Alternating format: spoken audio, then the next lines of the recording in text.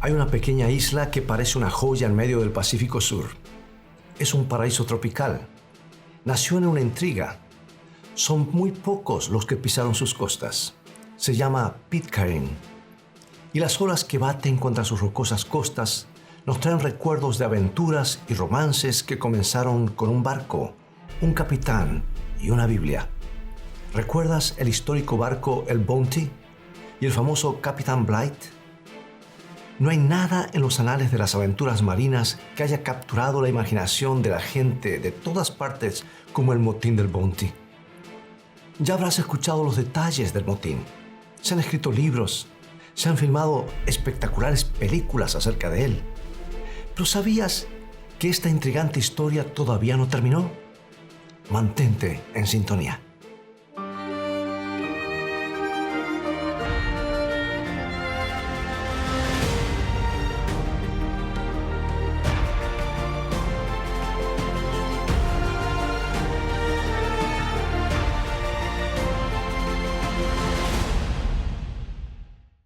Todo comenzó cuando el capitán Blight navegaba en el Bounty hacia Tahití en busca de la planta del pan, como la llaman, para llevar a las Indias Occidentales.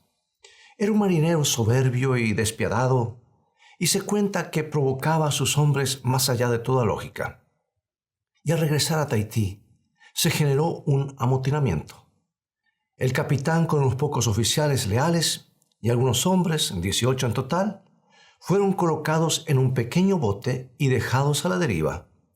Y después de un viaje azaroso, en el que sufrieron privaciones, hambre y una severa exposición a los elementos, el capitán y sus compañeros pudieron llegar hasta la civilización y regresaron a Inglaterra. Mientras tanto, los amotinados navegaron de regreso a Tahití. Ya no podrían regresar a Inglaterra o serían decapitados. Y allí en Tahití entusiasmaron a algunas mujeres y unos pocos hombres para que los acompañaran. Entonces se dirigieron a un puntito en el Pacífico que se conoce como Pitcairn. Tenían la esperanza de que esa islita se convirtiera en su hogar definitivo. Es posible que ningún otro lugar de la Tierra haya albergado tantas aventuras e idilios como este solitario pico montañoso que se llama Isla de Pitcairn. Y esta es nuestra historia. Después de despojar al Bounty de todo lo que consideraron de valor, los amotinados quemaron el barco. Habían eliminado el último lazo que los unía con el mundo exterior. Tenían la esperanza de que no los descubrieran y así escapar del castigo. Y uno de los 15 marineros rebeldes que llegaron a Pitcairn había sido destilador. Al poco tiempo de estar allí, fabricó un alambique. No es de sorprender que al poco tiempo hayan sobrevenido las borracheras y los asesinatos, y un relato demasiado horrendo para describirlo.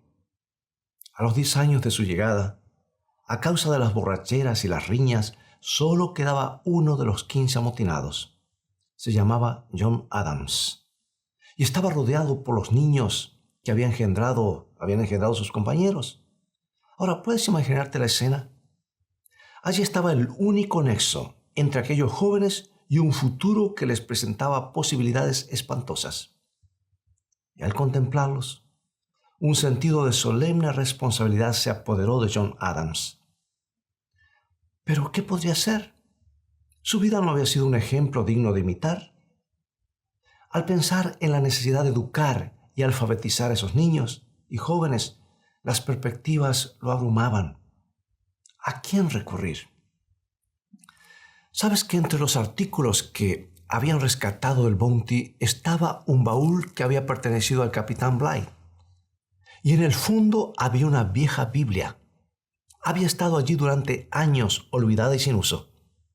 Ahora, ¿para qué quería una Biblia aquella banda de borrachos depravados? Pero John Adams, en su desesperación, se acordó de aquel viejo libro, la Biblia del capitán, que estaba en el fondo del viejo baúl. El único libro que había en la isla.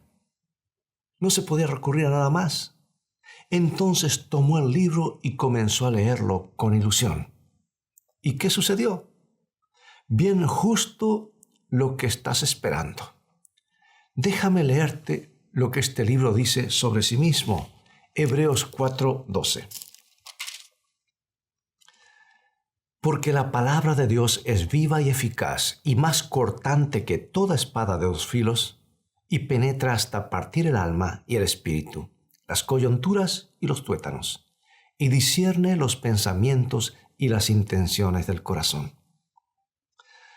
No puedo dejar de preguntarme si John Adams habrá leído las asombrosas palabras que siguen a continuación, que dicen: y no hay cosa creada que no sea manifiesta ante su presencia. Antes bien, todas las cosas están desnudas y abiertas a los ojos de aquel a quien tenemos que dar cuenta. Sí, el efecto que tuvieron en John Adams fue sorprendente. El encuentro con el libro transformó su vida. Y el efecto que tuvo sobre los jóvenes también fue fenomenal. Crecieron siendo un grupo de cristianos ordenados y de excelente conducta. Y cuando años más tarde se conocieron los acontecimientos de Pitcairn, el gobierno británico envió sus oficiales para prender a los amotinados que pudiera haber. Sin embargo, la situación fue tan distinta de lo que habían esperado que se le permitió a John Adams continuar con su buena obra. Había construido una iglesia que en parte se utilizaba como escuela. Los niños ahora recibían una educación adecuada teniendo a la Biblia como único libro de texto. Ese interés inusual en la palabra de Dios y el cambio fenomenal que hubo en toda la población de la isla atrajo la atención de los veleros, primero del gobierno británico, después y finalmente todo el mundo. ¿Por qué ese tipo de secretos no se puede guardar? Absolutamente no podía mantener más eso en secreto, esa historia maravillosa. El interés que despertó este pequeño paraíso en el Pacífico hizo que miles de creyentes en Norteamérica reunieran fondos para la compra de un barco. Lo equiparon y lo lanzaron con el único propósito de atender las necesidades físicas y espirituales de Pitcairn y otras islas en los mares del sur. El 2 de octubre de 1890, el Pitcairn comenzó a navegar saliendo del puerto de San Francisco. Fue exactamente 100 años después que otro barco, el Bounty, había dejado en tierra su última tripulación, los amotinados fugitivos. El Pitcairn estaba cargado de regalos. Eran libros cristianos que tenían un valor de miles de dólares. Y la tripulación estaba formada por marineros fervientemente cristianos.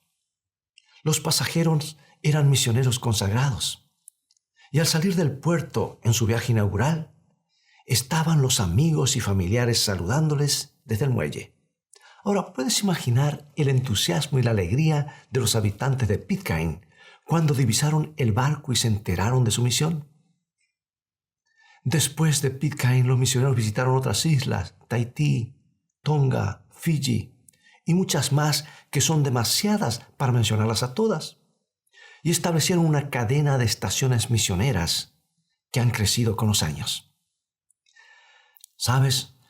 Ha pasado más de un siglo desde que el Bounty le cedió su Biblia a una isla de fugitivos. Muchos veleros y yates se han detenido a visitar el pequeño paraíso de Pitcairn.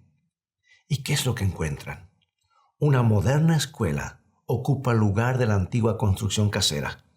Los niños reciben una excelente educación. Sus juegos son supervisados. La electricidad y la radio mantienen a ese puntito del Pacífico en contacto con el mundo exterior. En la isla no hay policía ni cárceles. No son necesarias. Todas las personas de la isla son cristianas.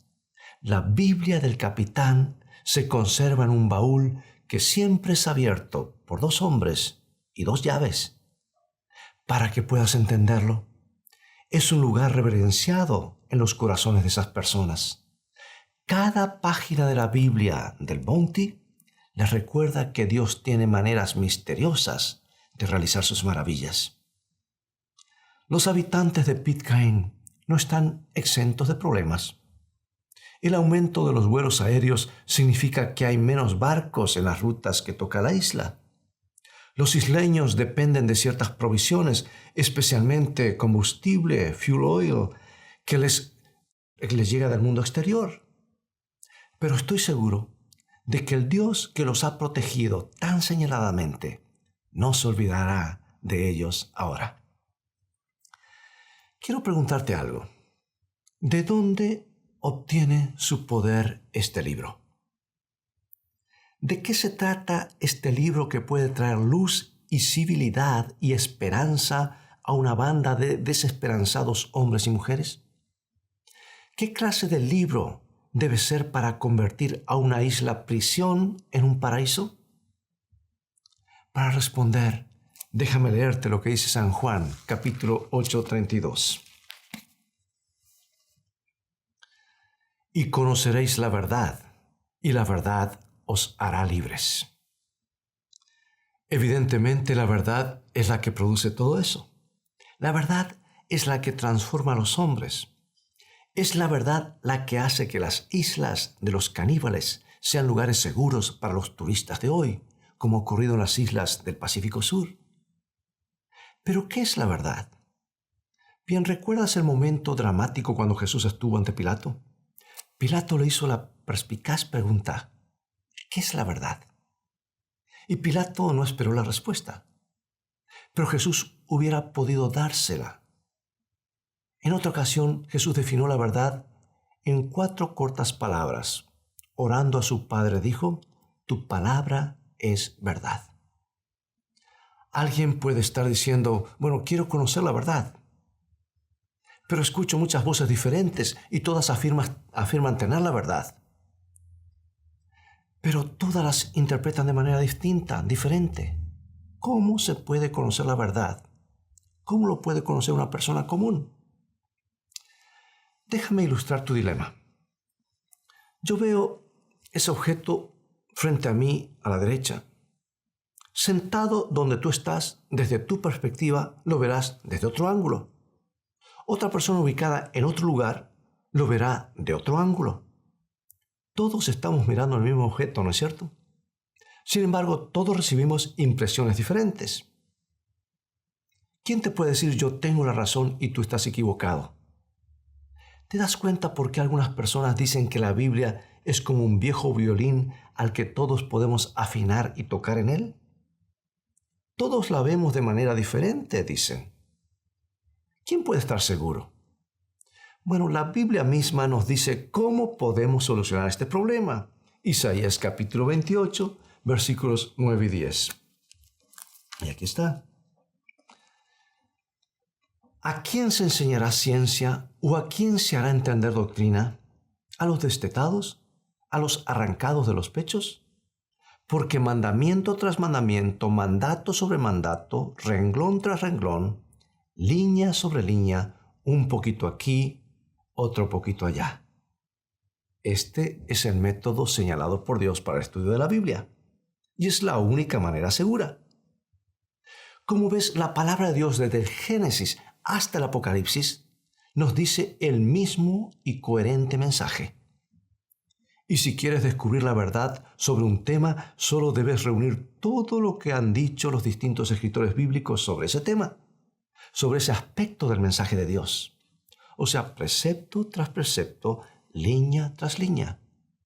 En otras palabras, si colocamos un anuncio aquí y otro acá y otro acá y miramos a los tres, poniéndonos en línea, todos veremos la misma cosa. Todos llegaremos a la misma conclusión.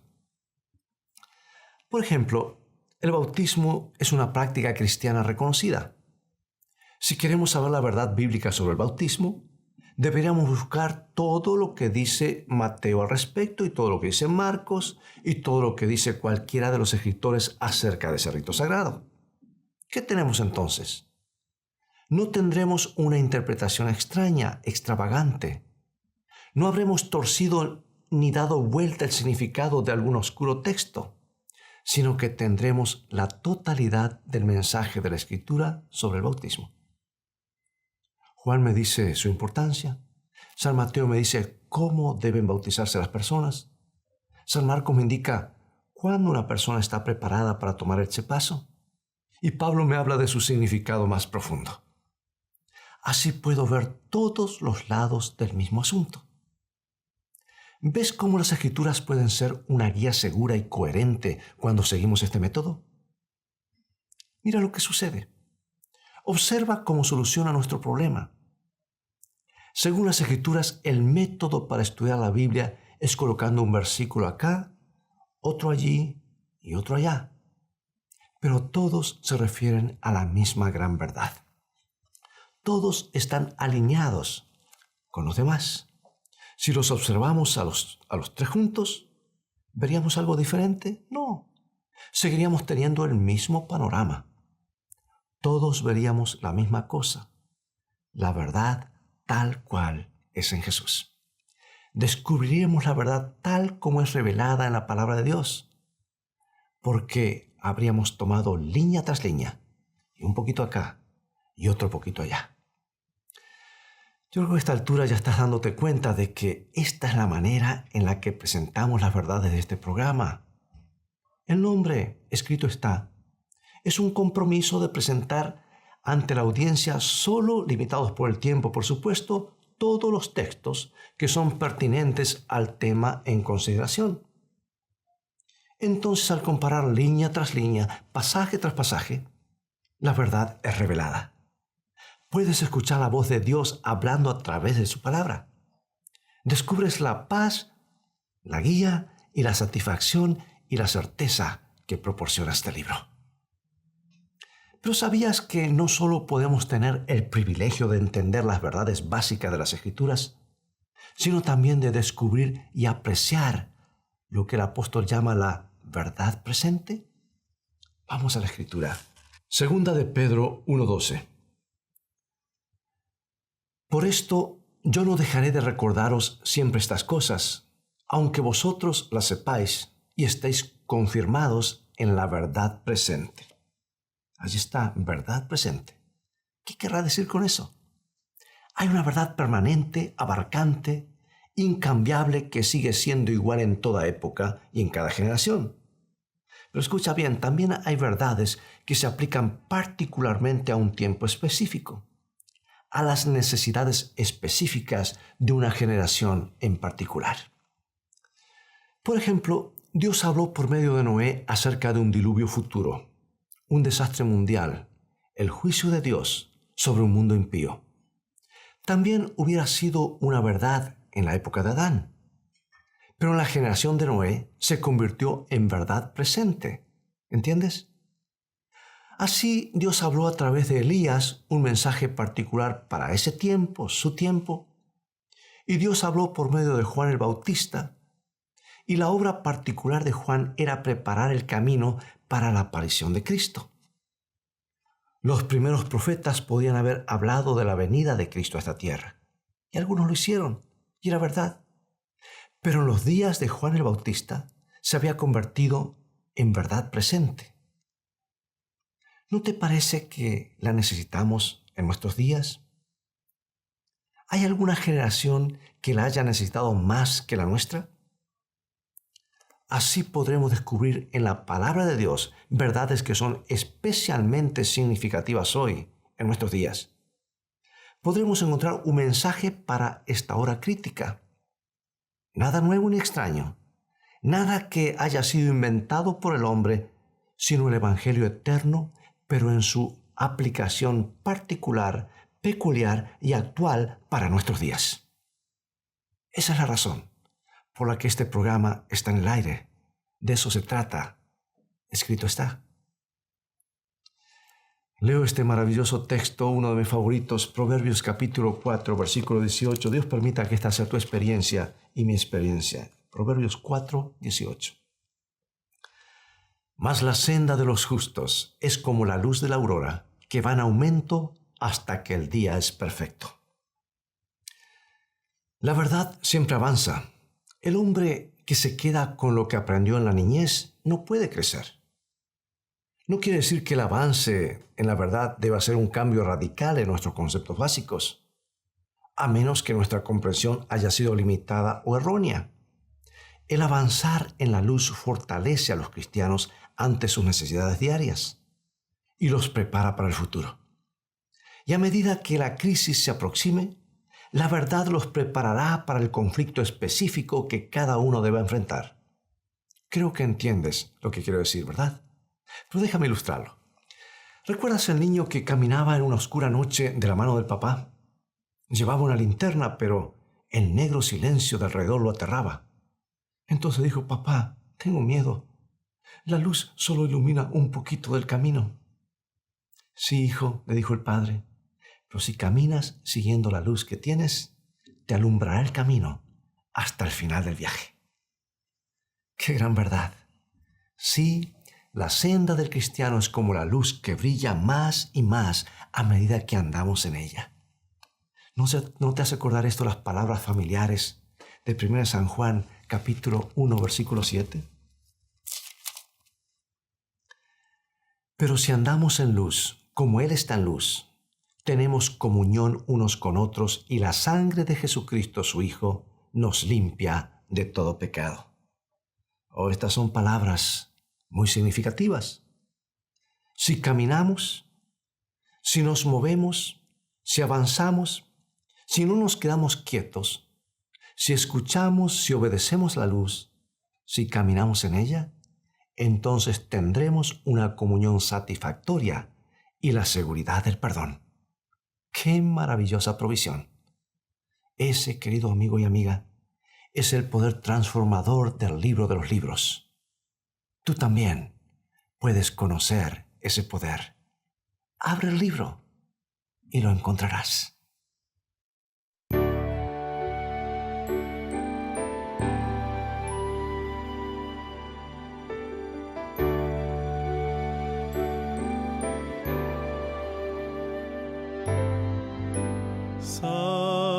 Salvador, a ti me rindo, obedezco solo a ti, mi guiador, mi fortaleza, todo encuentro Cristo en ti. Te confiesa su delito, mi contrito corazón. Oye, Cristo, mi plegaria, quiero en ti tener perdón.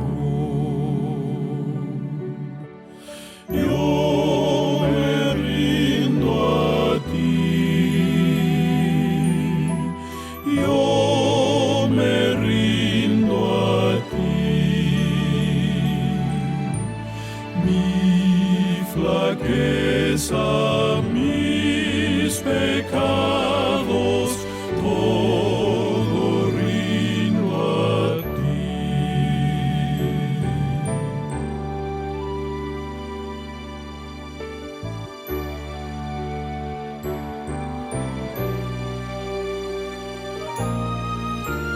Oh, qué gozo encuentro en Cristo, cuánta paz a mi alma da. A su causa me consagro y su amor mi amor será. Yo me rindo a ti, yo me rindo a ti, mi flaqueza, mis pecados, todo rindo a ti. Yo me rindo a ti, yo me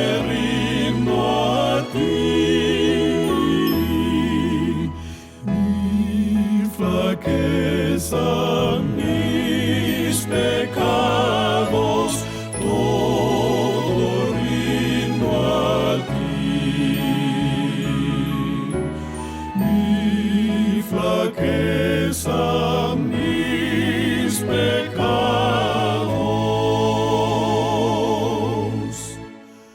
todo rindo a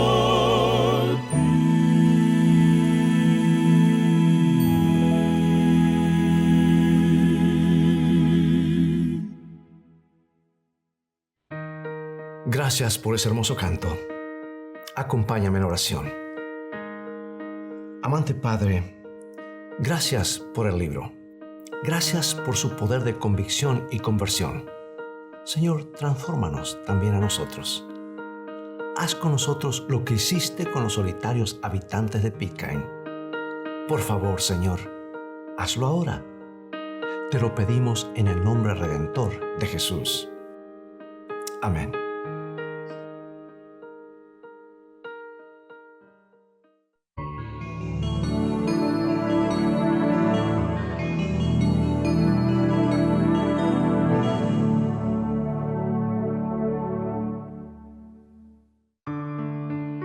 Nuestro Padre Celestial está esperando derramar sobre nosotros la plenitud de sus bendiciones. Es privilegio nuestro beber abundantemente en las fuentes del amor infinito. Qué extraño que oremos tan poco. Dios está pronto y dispuesto a oír la oración sincera del más humilde de sus hijos. ¿Por qué han de ser los hijos e hijas de Dios tan remisos para orar? Cuando la oración es la llave en la mano de la fe para abrir el almacén del cielo, en donde están atesorados los recursos infinitos de la omnipotencia.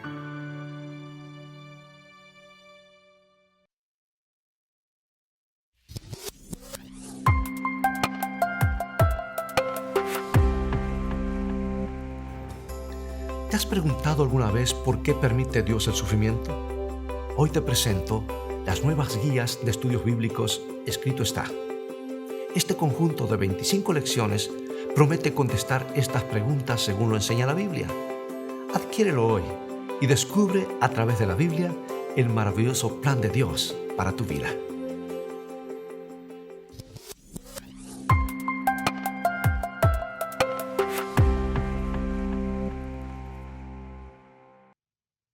Bien, amigos, es todo el tiempo que tenemos por hoy. Ya ha llegado el momento de despedirnos. Te animo a que te habitúes a abrir las páginas de este santo libro. Mientras tanto, Dios te bendiga y te guarde, y recuerda, escrito está, no solo de pan vivirá el hombre, sino de toda palabra que sale de la boca de Dios.